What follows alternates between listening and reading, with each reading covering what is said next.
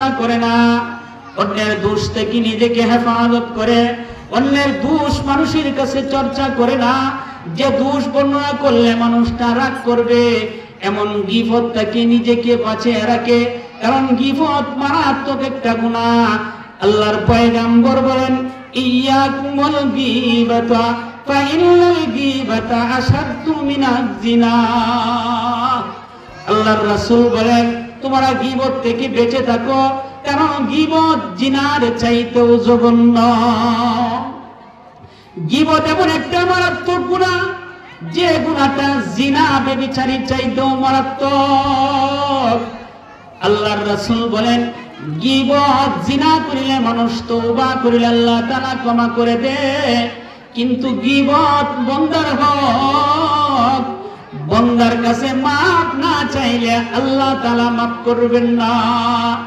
এই জন্য গীবত আমাদের সমাজে গীবতটা এমন হয়েছে যে গীবতের মতো দুইজন তিনজন একসাথে বসলেই শুধু গীবত আর গীবত। গীবত ছাড়া আমাদের কোনো কথা নাই, আমাদের মুখ দিয়ে কোনো কল্যাণকর কথা বাইর হয় না, আমাদের মুখ দিয়ে যত কিছু বের হয় শুধু খালি গীবত বের হয়। শাস্ত্রে বসলে শুধু গীবত, দুইজন একসাথেই বসলে গীবত, মা বোন দুইজন একসাথেই বসলে গীবত। এই গীবত এমন ভাবে আকারে ধারণ করেছে যে মহামারী ক্যান্সারের চেয়েও আরো বেশি আকারে ধারণ করেছে। মহামারী ক্যান্সারের চেয়েও বড় গীবত ধারণ করেছে। এই জন্য আল্লাহর রাসূল বলেন, গীবত এমন একটা যে জিনার চাইতেও আরো জঘন্য। এই জন্য আল্লাহর পয়গম্বর সরকারে দো আলম নবী বলেন, তোমরা গীবত থেকে বেঁচে থাকো, কারণ গীবতের মাঝে এমন কয়েকটি গুনাহ বিপদ লুকানো আছে। আল্লাহর রাসূল বলেন, গীবতের মধ্যে এমন কিছু মারাত্মক আপদ বিপদ লুকানো আছে। এক নম্বর রাসূল বলেন, আল্লাহ তাআলা তার দোয়া কবুল করবে না। যে গীবত করবে সেই গীবতকারীর দোয়া আল্লাহ তাআলা কবুল করবেন না। দুই নম্বর সরকারে দো আলম নবী বলেন, আল্লাহর রাসূল বলেন, তার নেক আমল আল্লাহর কাছে গ্রহণযোগ্য হবে না। গীবতের কারণে যে নেক আমল আমরা করিতেছি সেই নেক আমলটা আল্লাহর কাছে গ্রহণযোগ্য হবে না। দুই নম্বর তিন নম্বর সরকারে দো আলম নবী বলেন যে অসংখ্য পাপের বোঝা নিয়ে এসে উঠবে। এই জন্য গীবত থেকে নিজেকে হেফাজত করা, শুধু নিজেকে গীবত থেকে যদি হেফাজত করতে পারি, আল্লাহ রাব্বুল আলামিন এমন নারীকে মহব্বত করবে, ভালোবাসবে যে নারী গীবত করে না। এই গীবত থেকে নিজেকে বাঁচায় রাখে, নিজে একাকিত্ব থাকে। যখন গীবত করতে চা বারণ দে, না না গীবত করা যাবে না, সেটা জিনার চেয়েও জঘন্য অপরাধ। এই জন্য আমরা গীবত থেকে বেঁচে থাকবো। যতই আমল করি, অল্প আমল হোক, কিন্তু আমলটা যেন আমার সংরক্ষিত থাকে। কারণ আমল যদি গীবতের দ্বারা আমার আমল যদি নষ্ট হয়ে যায়, এই জন্য আল্লাহ তাআলা বলেন, ইয়া আইয়ুহাল্লাযীনা আমানু আতিউল্লাহ ওয়া আতিউর রাসূল ওয়া লা তুবতিলু আমালাকুম। আল্লাহ তাআলা বলেন, হে ঈমানদাররা, হে ঈমানদার নরনারীরা, যারা আল্লাহর আনুগত্য করো, রাসূলের অনুসরণ করো, জানিয়া রাখো, ওয়ালা তুবতিলু আমালাকুম, নিজেদের আমলকে বরবাদ করিও না, নিজেদের আমলকে ধ্বংস করিয়া দিও না। এই গীবতের দ্বারা নিজেদের আমলগুলো ধ্বংস হয়ে যায়। এই জন্য আল্লাহ রাব্বুল আলামিন বলেন, কোন নারী যখন গীবত থেকে নিজেকে সংশোধন রাখবে, নিজেকে হেফাজত করবে, তো আল্লাহ তাআলা ওই নারীকে ভালোবাসে। ৬ নম্বর, যে নারী স্বামীর কথা মতো চলে, স্বামীর কথা মতো সে নারীগুলো চলে, স্বামী যেভাবে বলে সেই শরীয়ত সম্মতভাবে স্বামীর কথা মতো সে চলতে থাকে। ৭ নম্বর, ওই নারী, যে নারী পরপুরুষের নজর থেকে নিজেকে হেফাজত করে, পরপুরুষের নজর থেকে যত সম্ভব নিজেকে হেফাজত করে রাখে। ৭ নম্বর, ওই নারী, যে নারী সুগন্ধি ব্যবহার করিয়া সুগন্ধি লাগায় বের হয় না। পয়গম্বর সরকারে দো আলম নবী বলেন, আল্লাহর রাসূল সাল্লাল্লাহু আলাইহি ওয়াসাল্লাম বলেন যে নারী সুগন্ধি লাগা, আল্লাহর রাসূল বলেন যে নারী সেন্ট ব্যবহার করিয়া, রাসূল বলেন প্রত্যেক চক্ষুই জিনা কর।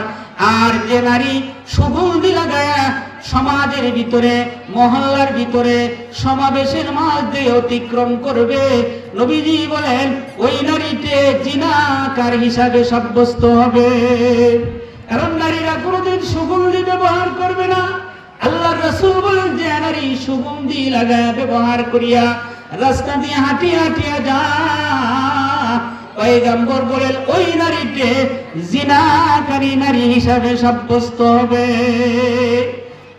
৮ নম্বর, যে নারী স্বামীর আনুগত্য করবে।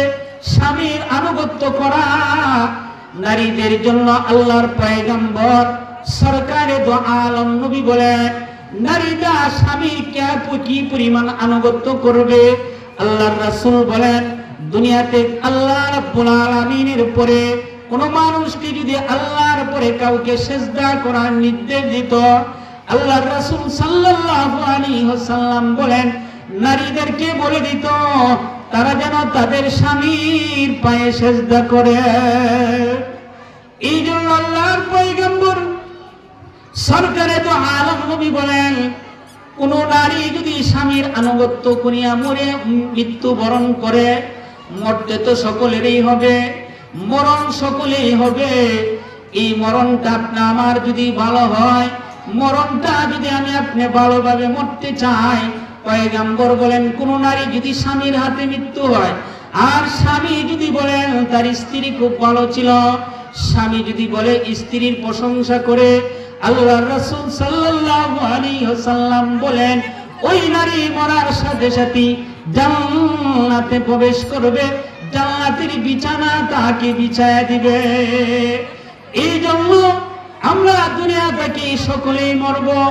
10 নম্বর, ওই নারীকে আল্লাহ তাআলা ভালোবাসেন যে নারী পর্দা করে, শরীয়তের পর্দাশীল নারী, যে নারী আল্লাহ রাব্বুল আলামিনের নামাজ যেমন আল্লাহ রাব্বুল আলামিন আপনি আমার উপর ফরজ করেছে, রোজা যেমন ভাবে আপনি আমার উপর ফরজ করেছে, যাকাত যেমন ফরজ করেছে, হজ্জে বাইতুল্লাহ জিয়ারত করা যাদের জন্য আল্লাহ ফরজ করেছেন, এই পর্দা করা নারীদের জন্য পর্দা করা আল্লাহ তাআলা সেটাও ফরজ করেছেন।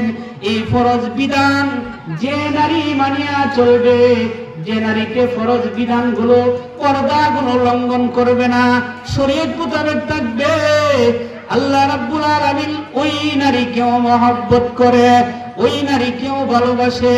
যে না আল্লাহ তাআলার ভালোবাসা যদি আমরা পেতে চাই, আল্লাহ রাব্বুল আলামিন যেভাবে দুনিয়াতে আপনা আমাকে চলার কথা বলছে, হায়াতের জিন্দেগি মুহূর্তের মধ্যে শেষ হয়ে যাবে। কারণ জানা নাই, আপনা আমার জানা নাই কোন সময় মালাকুল মউত আপনা আমাকে ডাক দিয়ে আল্লাহর পক্ষ থেকে নির্দেশ আইছে যা। এই যেমন সর্বহালতেই পবিত্রতা অবস্থা থাকা, সর্বহালতেই মরণের প্রস্তুতি নেওয়া, সর্বহালতেই কোন সময় আমার মরণ আইসে যা কারো জানা নাই। এই জন্য মরণের প্রস্তুতি, মরার আগে মরতে হবে, মরণের প্রস্তুতি নিতে হবে। এই জন্য আপনি আমি যদি মরার আগে প্রস্তুতি না নেই, মরার পরে প্রস্তুতি নিলে কোনো ফায়দা হবে না।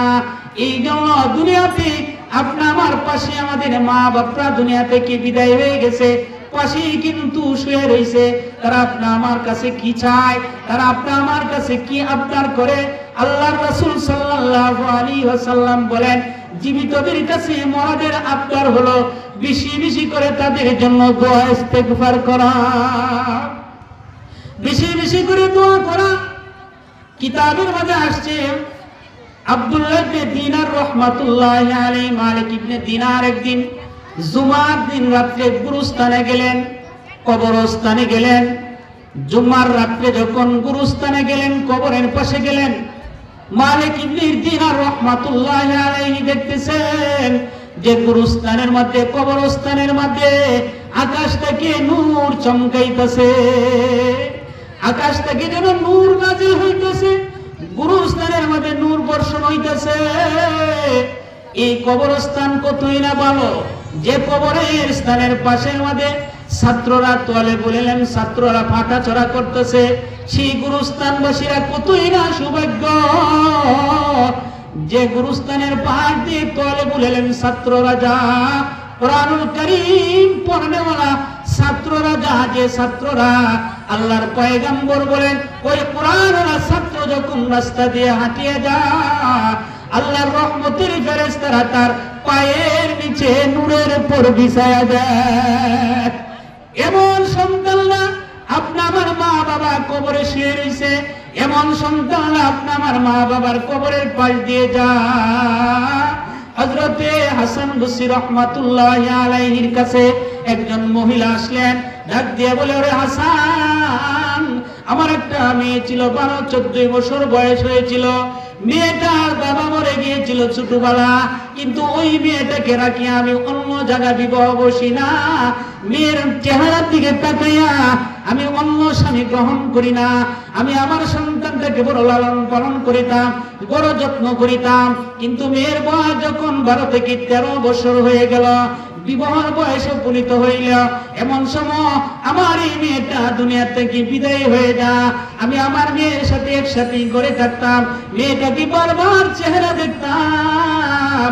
ও হাসান বলছি, মেয়েটা দুনিয়া থেকে বিদায় হয়ে যাওয়ার পর আমি এখন একা, আমার ঘরে আর কেউ নাই। যে মেয়ের পিছনে আমি আমার সময় ব্যয় করেছি, মেয়ের পিছনে আমার অর্থ ব্যয় করেছি, কিন্তু ওই মেয়েটা আমাকে রাখিয়া দুনিয়া থেকে চলে গেছে। ওরে হাসান, আপনি একটা আমল দিয়া দেন, আমি যেন আমার এই মেয়েটাকে স্বপ্নে দেখতে পারি। হযরতে হাসান বসরি রাহমাতুল্লাহি আলাইহির কাছে যখন ওই মহিলাটা আবদার করলেন যে আপনি একটা আমল দেন, আমি আমার মেয়েটাকে যেন স্বপ্নে দেখতে পারি। ও মা বোনরা, বড় মনোযোগ দিয়ে শুনেন, আল্লাহ রাব্বুল আলামিন দ্বীনি কথা বড় মনোযোগ দিয়ে যদি শুনেন, সেই কথাগুলো আপনি আমার জন্য ফায়দা হবে। এই জন্য হযরতে হাসান বসরি ওই মহিলাটা যখন আমল চাইলেন, আপনি আমল দেন, আমি আমার মেয়েটাকে যেন স্বপ্নে দেখতে পারি। হযরতে হাসান বসরি রাহমাতুল্লাহি আলাইহি তাকে আমল দিলেন যে তুমি প্রতিদিন এশারের নামাজের পর বিছানায় যখন শুয়ে যাইবা, তখন তুমি সূরাতুত তাকাসুর তেলাওয়াত করতে থাকবা। আলহাকুমুত তাকাসুর, এই সূরাটা তুমি তেলাওয়াত করতে থাকবা, এইভাবেই তুমি ঘুমিয়ে যাইবা। হযরতে হাসান বসরি রাহমাতুল্লাহি আলাইহি যখন আমল দিলেন, আমল দেওয়ার সাথে সাথে ওই নারীটি কয়েক সপ্তাহ পড়লেন। হঠাৎ করে একদিন স্বপ্নে দেখেন, যে স্বপ্নে যুগে দেখতেছে বিশাল বিকট একটা বিশাল আগুন দেখা যায়। মেয়েটা ঘুমন্ত অবস্থায় মহিলাটা সামনের দিকে অগ্রসর হইলেন, গিয়ে দেখে আগুনের মধ্যে তার কন্যা সন্তানটা আগুনের মধ্যে চুলের উপর বন করিয়া আগুনের মধ্যে দাউ দাউ করে জ্বলে। মেয়েটা যখন মহিলাটা দেখলেন তার মেয়ে জাহান্নামে আগুনে জ্বলতেছে, এমন সময় ঘুম থেকে জাগ্রত হয়ে গেলেন। হাসান বসরি দরবারে চলে গেলেন, ও আল্লাহর ওলি, আপনি তো আমল দিলেন, আমলের কারণে আমি আমার মেয়েকে স্বপ্নে দেখলাম, মেয়েটা বড় কষ্টে আছে, মেয়েটা চিৎকার করে কাঁদতেছে, জাহান্নামের আগুনে জ্বলতেছে।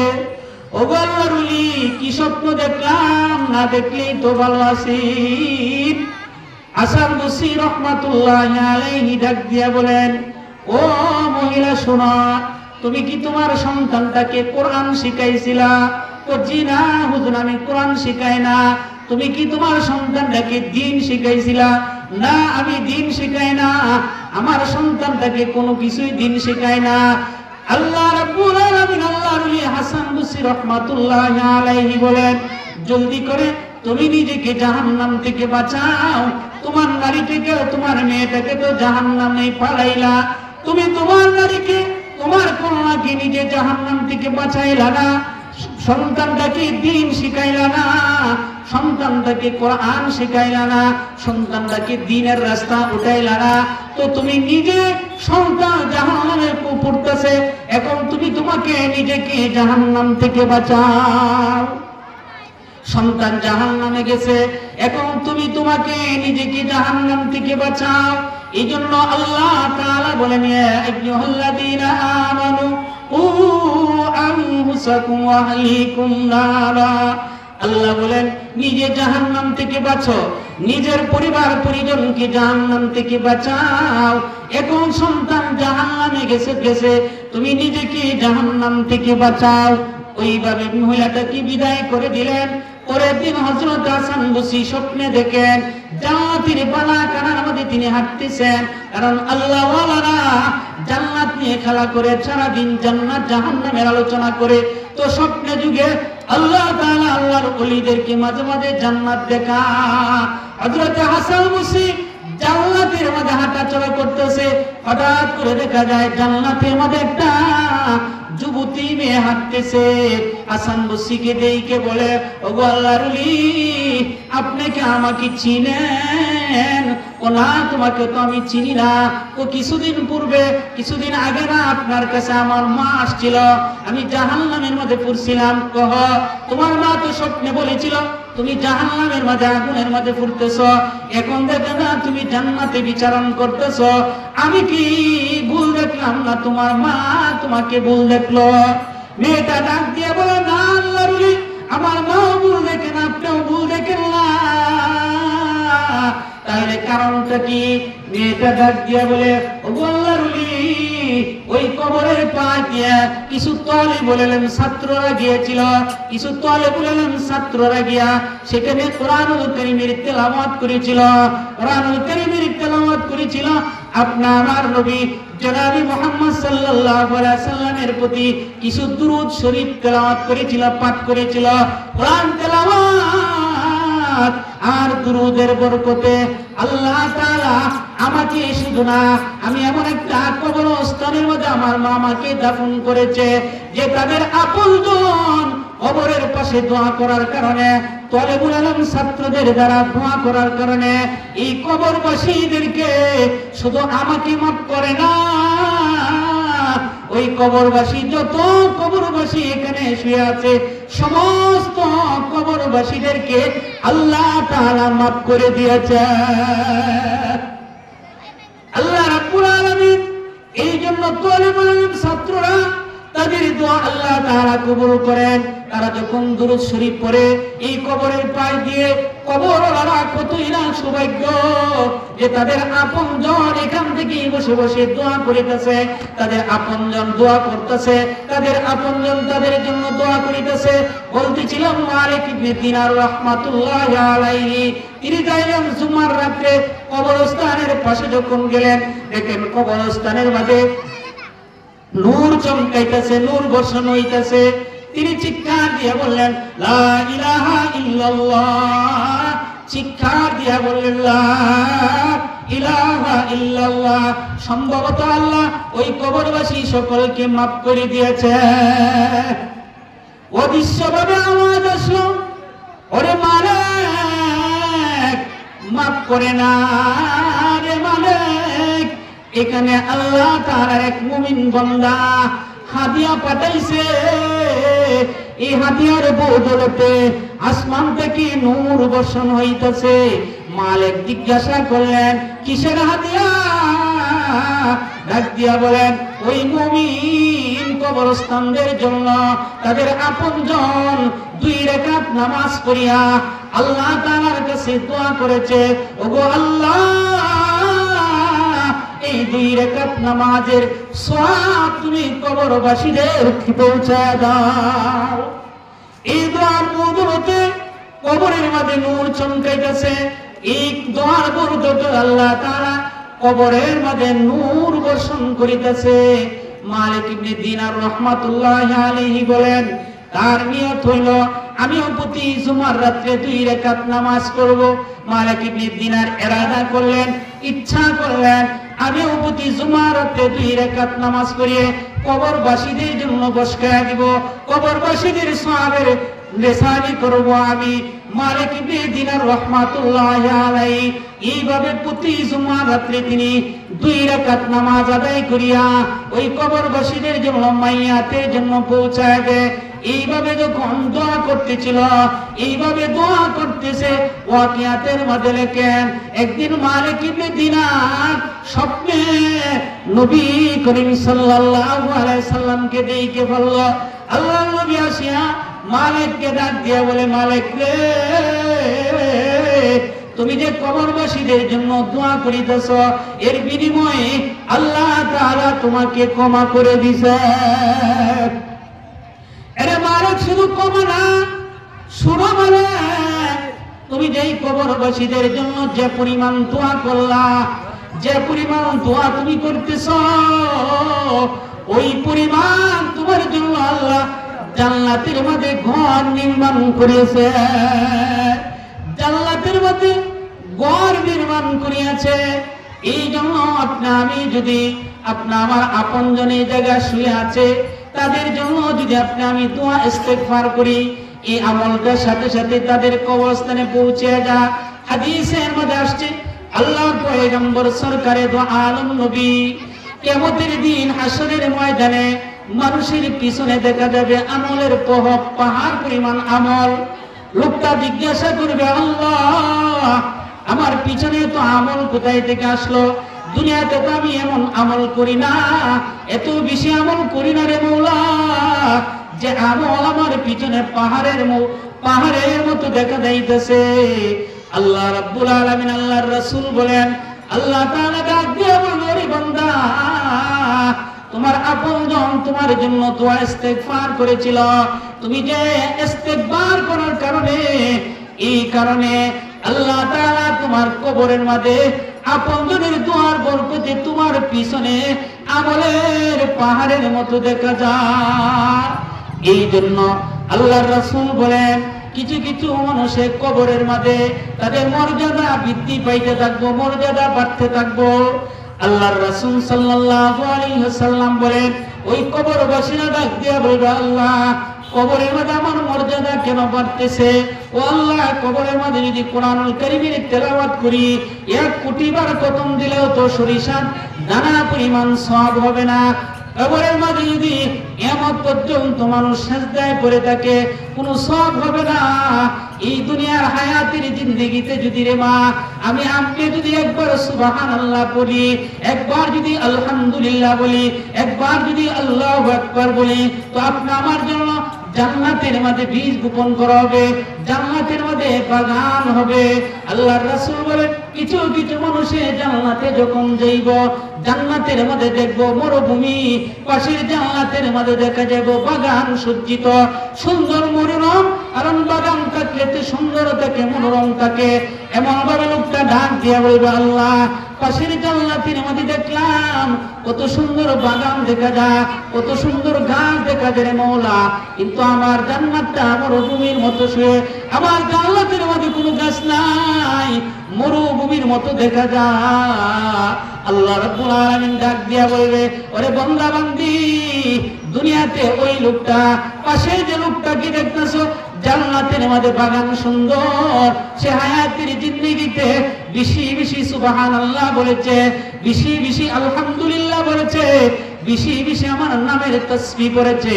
ওই তাসবিহর কারণে যত বেশি তাসবিহ পড়েছে, আমি আল্লাহ তার বাগানটাকে তত বেশি, তার জান্নাতটাকে গাছ দিয়ে সুসজ্জিত করেছি।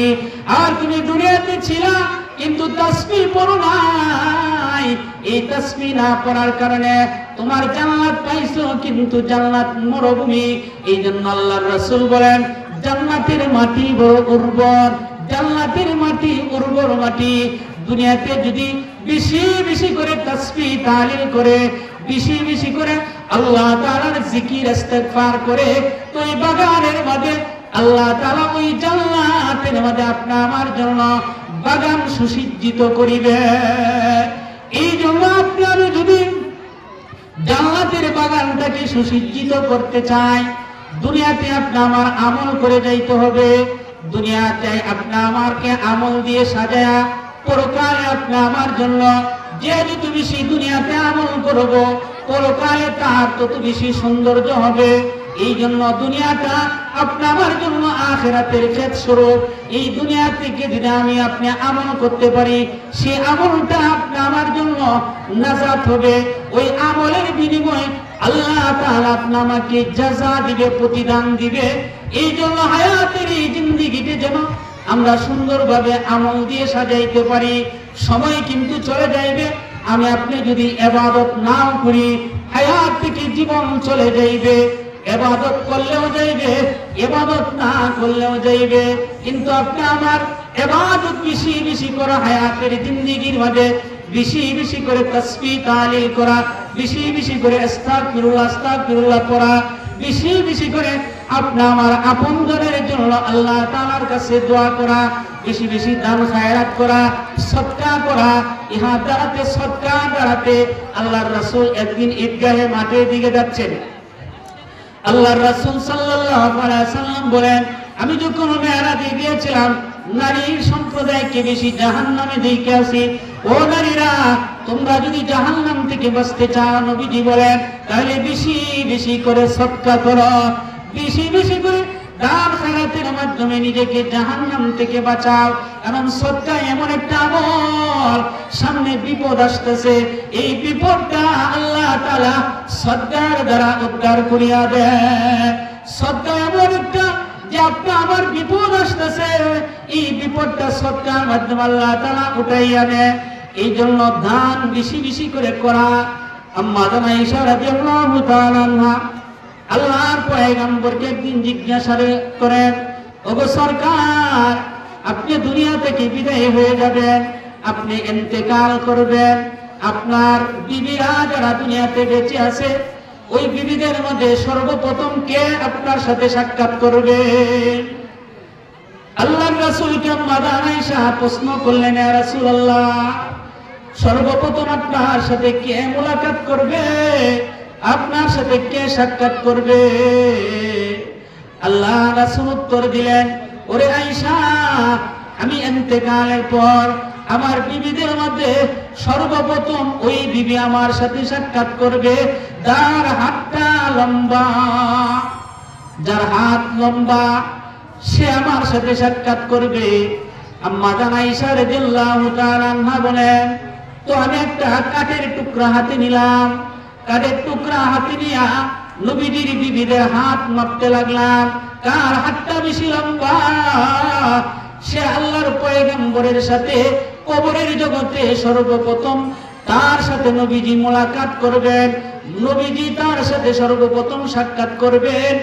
আম্মা জান আয়েশা বলেন, আমি যখন একটা কাঠের টুকরা নিয়া হাত মাপতেছিলাম, পরক্ষণেই বুঝতে পারলাম না না না, পয়গম্বর তো ওই লম্বা বুঝাইছে না, এই লম্বা হলো ওই লম্বা যার হাতটা সদকার দ্বারা লম্বা, যার হাতটা দানের দিক দিয়ে লম্বা।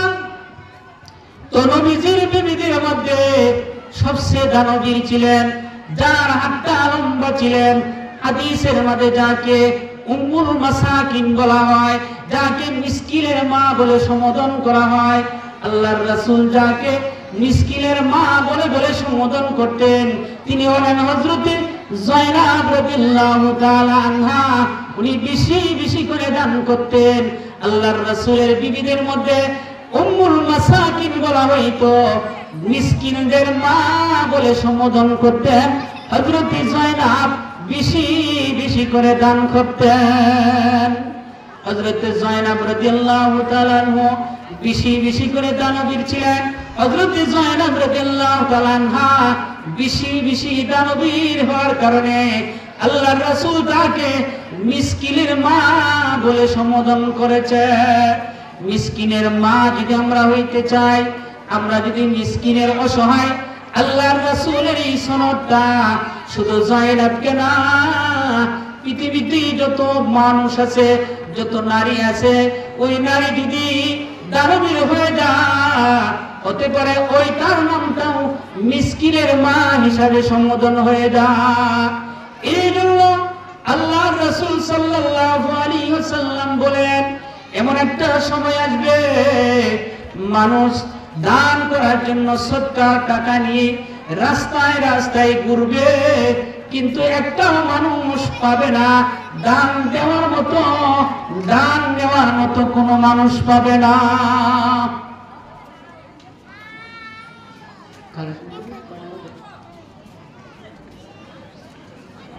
আল্লাহ রাব্বুল আলামিন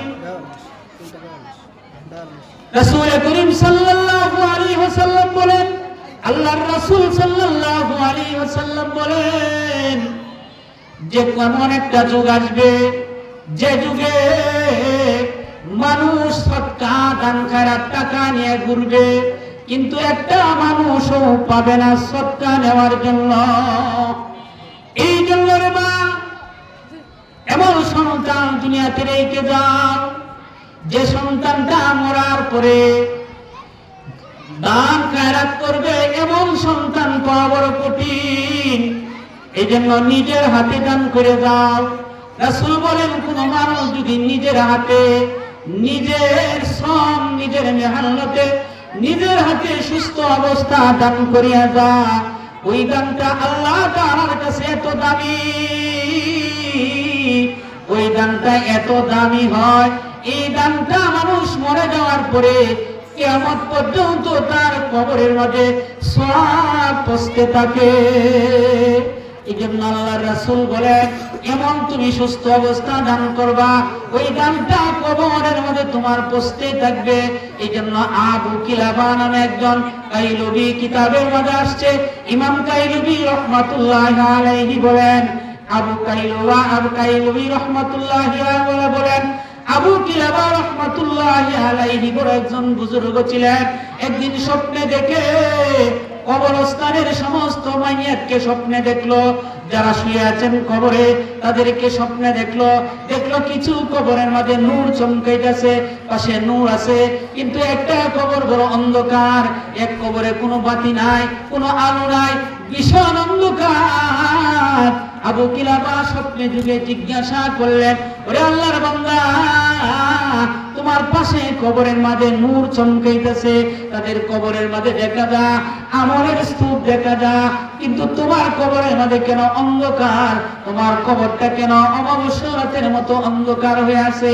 ডাক দিয়া বলে, ওরে আবু কিলাবা, দুনিয়াতে আমি এমন একটা সন্তান রেখে এসেছি যে সন্তানটা মালিকের কদমে সেজদা করে না, আল্লাহ রাব্বুল আলামিনের কদমে সেজদা করে না, আমার রেখে দেওয়া সম্পদ থেকে কিন্তু দান খায়রাত করে না, আমার সম্পদগুলো গুনাহের কাজে খরচ করে, আমার রেখে দেওয়া সম্পদগুলো আল্লাহর রাস্তায় দান না করিয়া গুনাহের কাজে ব্যয় করতেছে।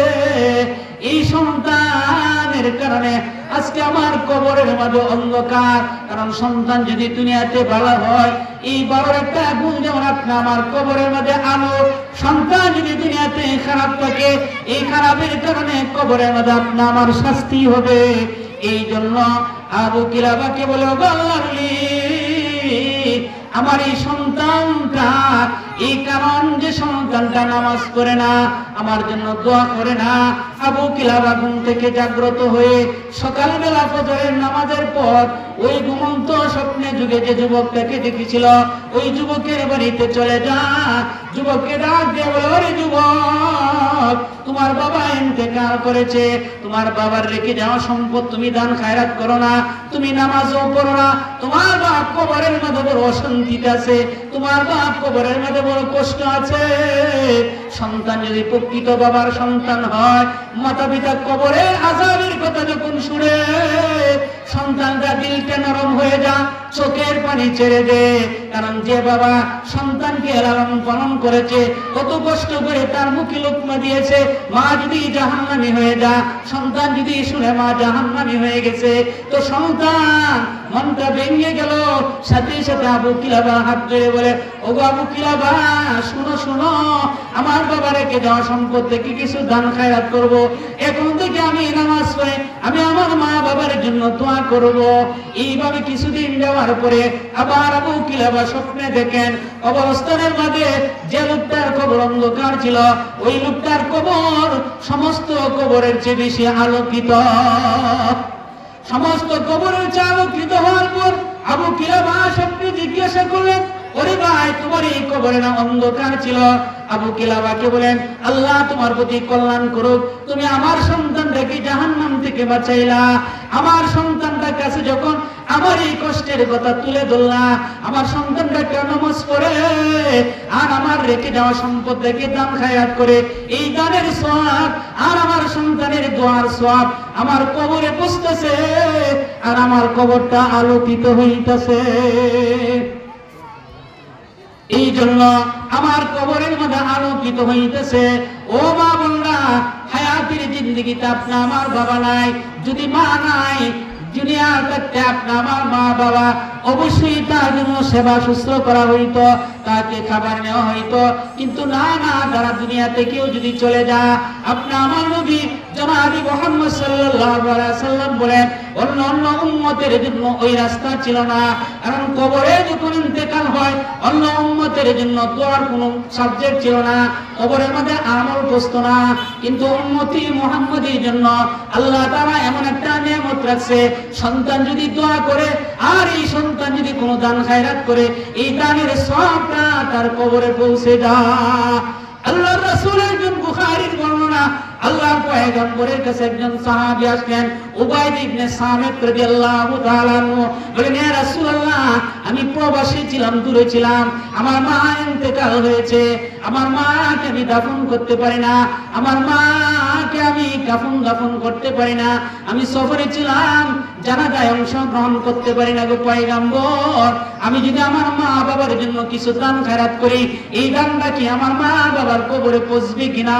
আল্লাহর রাসূল বলেন, হে উবাইদা, অবশ্যই পৌঁছবে। তুমি যদি তোমার মা বাবার জন্য দোয়া করো, দান খায়রাত করো, এই দানের সওয়াবটা তোমার মা বাবার কবর অবশ্যই পৌঁছে যাবে।